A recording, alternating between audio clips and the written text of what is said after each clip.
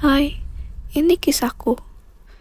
Menurutku, sungguh tidak patut memulai cerita tanpa memperkenalkan diri. Izinkan aku untuk memulai dari awal. Hai semuanya, perkenalkan, aku Tiana.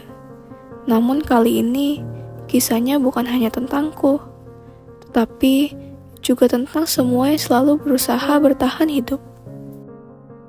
Aku akan menceritakan kisahku yang aku harap dapat membawa segudang pelajaran bagi kalian yang berkesempatan untuk menyaksikan film pendek ini. Menurutku, jiwa-jiwa terkutuk dan paling jahat yang pernah menyatakan eksistensinya mengambil banyak bentuk pada manusia. Yang paling aku tahu adalah para perundung. Tangerang, kota yang sudah ribuan kali aku tetesi dengan air mata. Para bajingan itu pelakunya. Kisah ini berawal di sekolahku. Narasi yang membosankan, aku tahu. Namun, aku tidak dapat melewatkan tempat di mana semua peristiwa itu dimulai.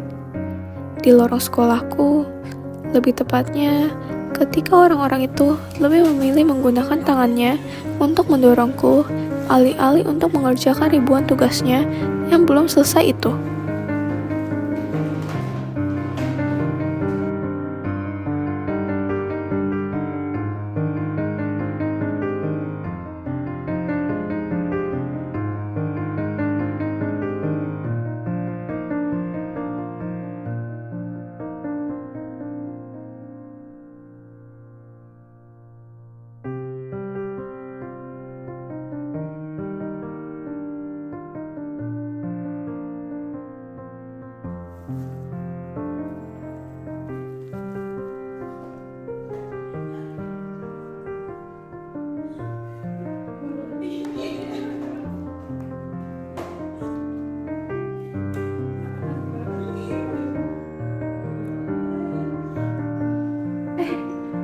Kita ada bayar gak sih?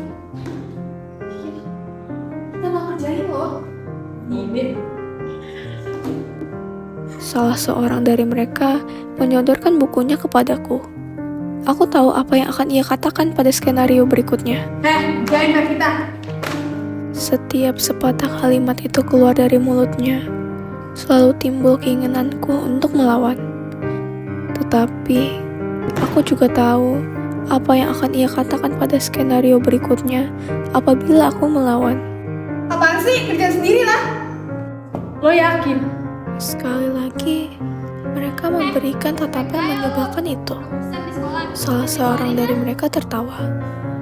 Sembari mereka berjalan pergi, aku sekali lagi membayangkan betapa tidak adilnya ini terjadi kepadaku. Ayah Damara adalah kepala sekolah.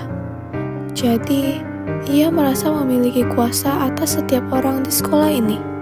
Sangat gila memang. Gue bingung deh sama orang-orang itu. Bingung kenapa? Ya masalahnya mereka tuh pakai jabatan orang tua buat ngancam lo. Kan gak fair banget. Ya udah lah mau, biarin aja. Tapi gue juga bingung sih. Kayak kenapa ya gue diginiin? Padahal kan gue juga gak ada salah apa-apa sama mereka. Lo udah pernah coba lapor dulu kan? Lapor buat apa mau? Lagian juga orang tuanya pelaku kan kepala sekolah. Tapi gue sebenarnya juga udah pernah lapor sih. Cuma ya gitulah, nggak ada tindak lanjut. Jadi Hari-hariku terus berjalan. Namun, tak ada sehari pun aku lewati tanpa hinaan. Meski sudah biasa, tetapi setiap katanya tetap terasa. miskin. Itu salah satunya yang paling menusuk. Sungguh kacau struktur sekolah ini. Memang, kami yang menerima beasiswa seringkali dianggap sebagai minoritas. Kami yang paling sering direndahkan di sekolah ini. Kayak gak sih gitu isinya virus semua kayak gak banget deh. Apa banget. Aduh.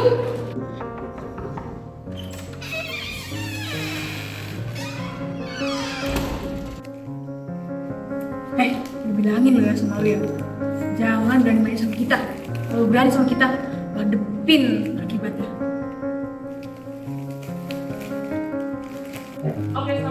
Sedih, Bisa dibilang begitu. Namun, aku tak pernah larut dalam kesedihan. Mengingat, ibu adalah motivasi utamaku. Mungkin sedikit aku ceritakan tentang keluargaku. Ayahku sudah meninggal semenjak aku kecil.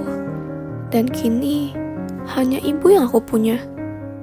Ibuku memiliki riwayat penyakit jantung yang bisa kambuh kapan saja.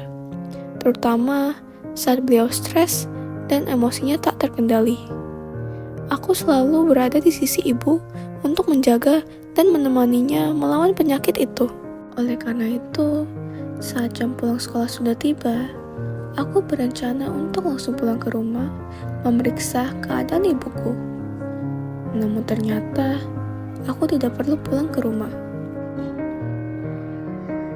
Ibu! Ibu! Ibu!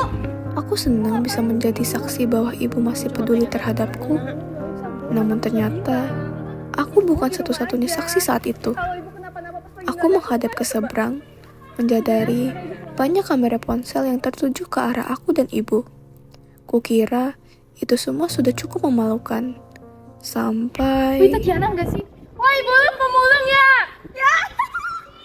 Gila, pemulung Diana, nanya pemulung. Kebayang gak sih itu abis megang sampah terus megang jualannya dia. Jijik banget.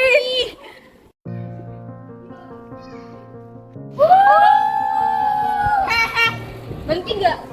Kalian ngapain sih pulang sana? Gak punya otak ya?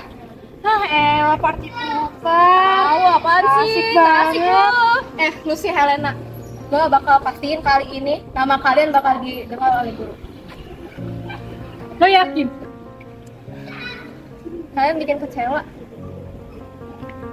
Di nggak jelas. Ibu nggak apa-apa. Ti, kamu nggak apa-apa. Aduh ya, kita balik. Ya.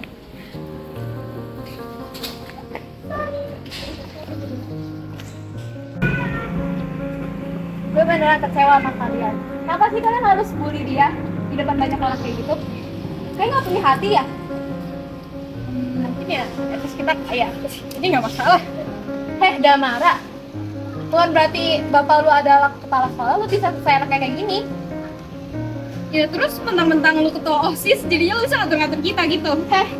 Kalau kita aja nggak mendukung kayak kasus kayak gini. Oh, berisik orang suci, banyak banget ngomongnya. Ayo. Udah ya, kita ada urusan lain. Cari aja orang yang berdiri.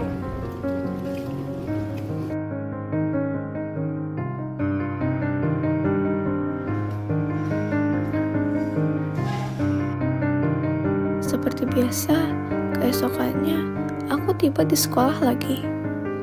Di detik aku menginjakkan kaki pada perbatasan gerbang, jantungku tak berhentinya berdegup cepat. Aku sudah pasrah atas kejadian apa yang akan menimpaku pada hari ini. Aku sudah tahu bahwa Damara dan teman-temannya sudah merencanakan sesuatu untuk menjatuhkanku lagi. Kalian tuh apa lagi sih? Enak deh sekarang ada yang belain. Lu ngomong apa sih, Dam?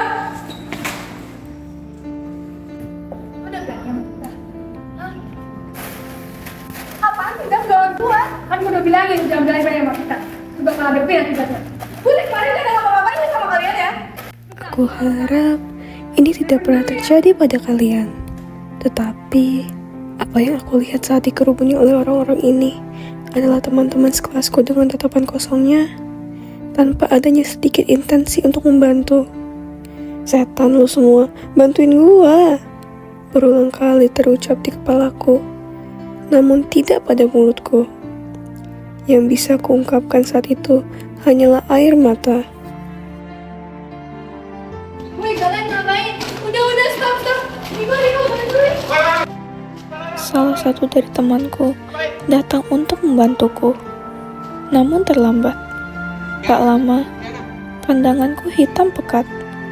Satu-satunya hal yang dapat aku lihat saat itu hanyalah ketiadaan.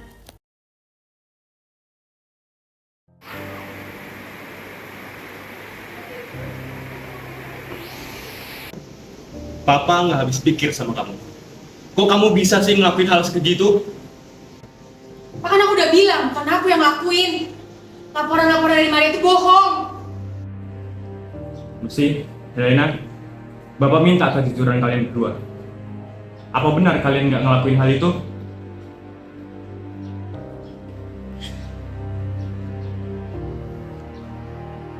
Ya. Bahkan temanmu ini nggak bisa ngejawab sama sekali. Berarti benar kalian bertiga pelakunya. Pak udahlah, apaan sih? Kok jadi bawa teman-teman aku?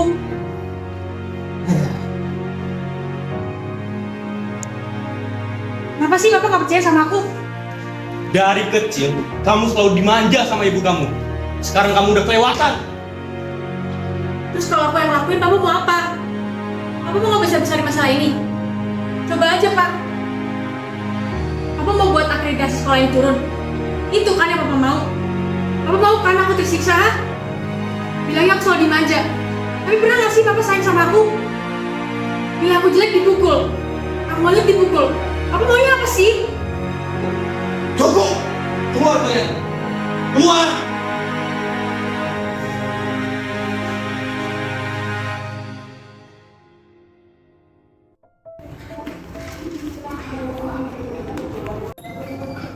Isi saya punya Tiana. Iya, silakan masuk. Anak saya kenapa? Bisa dilihat sendiri kondisinya cukup parah.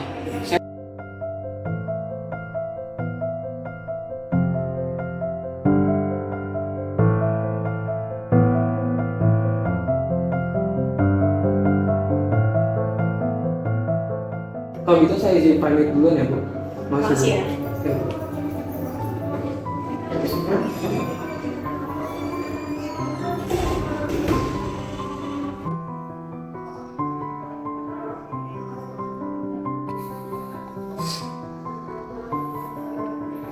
Kamu kenapa bisa begini, Nak?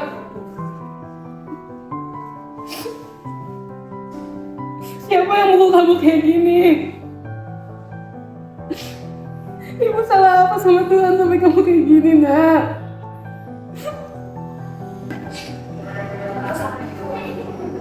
Nak, kamu nggak apa-apa, Nak?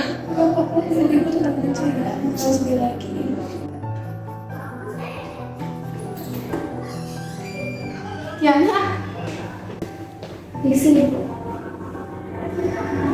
Kamu udah enak atau enak? Udah kenalin, Bu, kenalin ini Maria yang kemarin kemarin ini kenalin Bu. Kayaknya kemarin kita baru sempat ngomong banyak. Ya, terima kasih ya, Nina, sudah bantu aku kemarin. Sama-sama kok, Bu. Lagian juga saya sadar bahwa kita tuh sebenarnya nggak boleh menormalisasikan sama kayak gitu. Apalagi ini menyangkut orang tua, saya juga sensitif. Bersyukur banget ya bikin Sama kok, Ti. Terus juga tujuan saya kesini tuh mau manggil ibu. Ibu langsung menuju ke ruang kepala sekolah. Dari tampangnya, ia sudah muak bahkan sebelum mendengar apa yang harus dibicarakan lagi oleh kepala sekolah.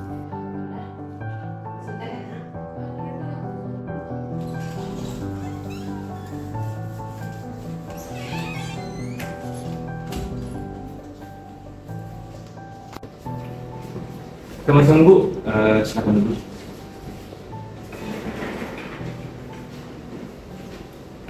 Sebelumnya Bu, terima kasih karena udah menyempatkan diri untuk datang. Saya kesini untuk anak saya, Pak. Langsung saya mau ngomong apa? Mengenai anak Ibu, saya turut prihatin dan saya ingin minta maaf atas kelakuan anak saya kepada anak Ibu. Anak saya berbuat apa sih, Pak? Sampai bisa dilakukan seperti itu oleh anak Bapak? Tiana itu anak satu-satunya saya, Pak. Kalau misalkan kejadian seperti ini terulang lagi, saya nggak akan segan ya menaruh nama sekolah ini ke ranah hukum.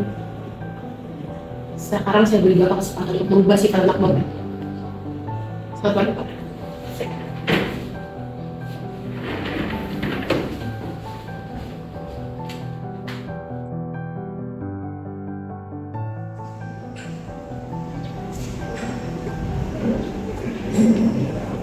Demar. Ya. Bapak minta maaf. Nggak tahu, Pak. Setiap saat, selalu aku yang jadi kelihatan orang jahatnya. Padahal aku cuma mau melakukan yang aku nggak bisa lakukan di rumah. Demar. Tapi kamu tahu sendiri kan, kalau apa yang kamu lakukan di sekolah itu bukan hal yang baik. Kamu udah nyakitin orang. Tapi papa mukul aku. Apa bedanya? Maka dari itu, Papa menginginkan Papa selalu berpikir kalau nilai itu segalanya. Papa itu cuma mau yang terbaik buat kamu. Tapi ternyata Papa salah. Papa minta maaf ya. Papa janji nggak mau. Oh iya. Nih, Papa udah pesen tiket untuk perjalanan kita ke Bali. Beneran, Pak? Ya, Udah kangen banget sama Mama. tapi sebelum kita ngomongin Mama, kamu tahu sendiri kan yang harus kita temui siapa dulu.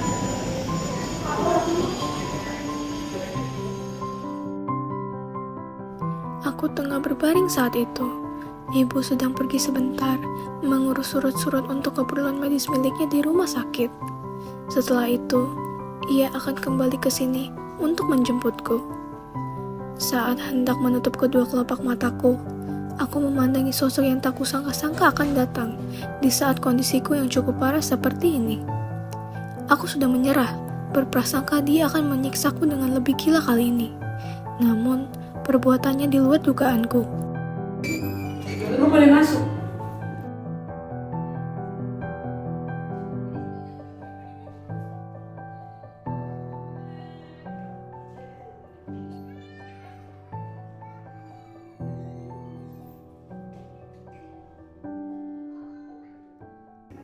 Kayaknya udah jelas ya tujuan gue kesini.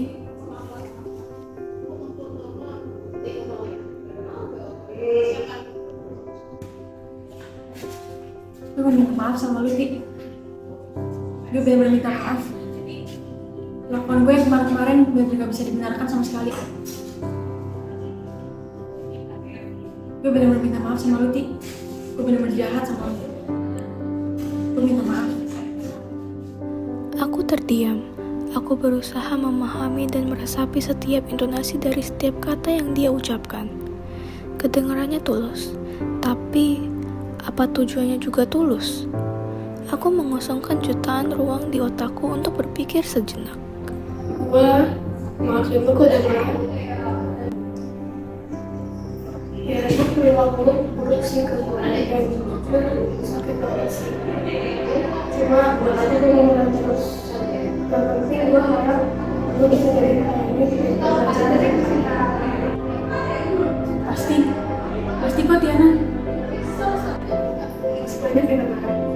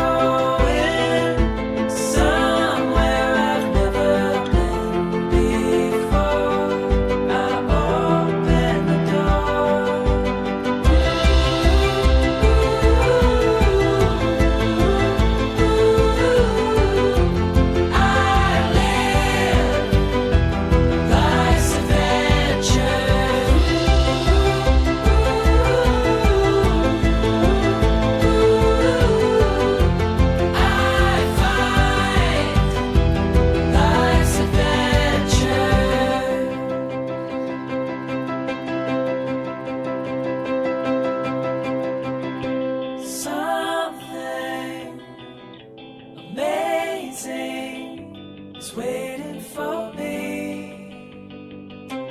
I have a big dream.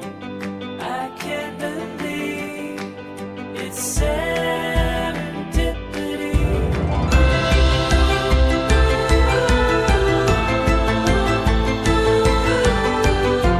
I live life's adventure.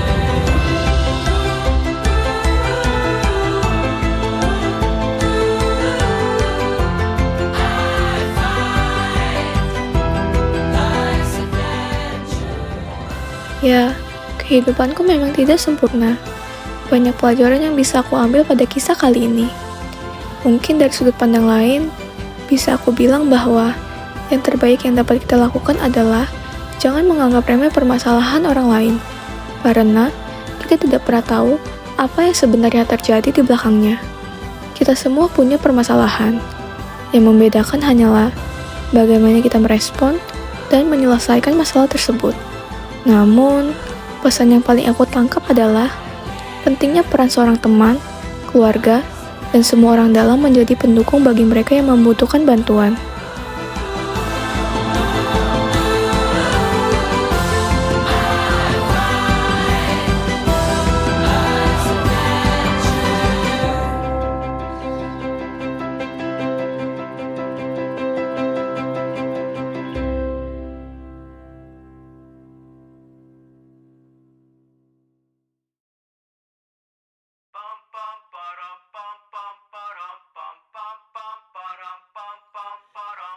Kalian mau apa lagi sih? Enak ya sekarang dari lagi.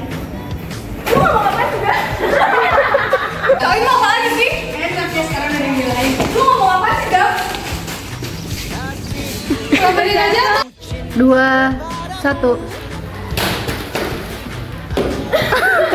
2, 1.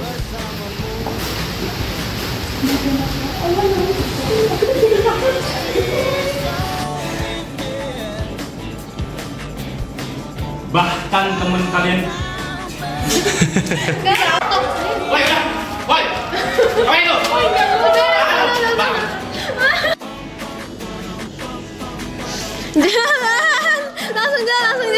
Langsung jalan. Itu kan ini PPP Lago. Dia mau nyamatin monster tuh. Di situ pegang. 1, 2, 3. Terima kasih sih. Sebelumnya terima kasih.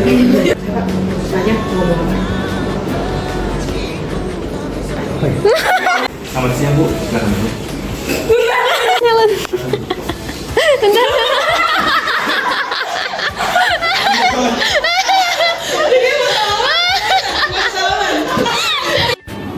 Iya, silakan masuk. 3. Iya, silakan masuk. 3.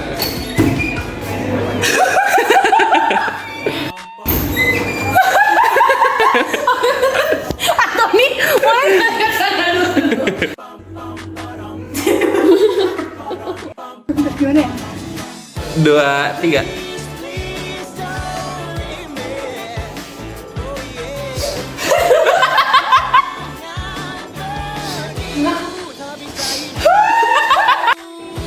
Keluar lagi kiri.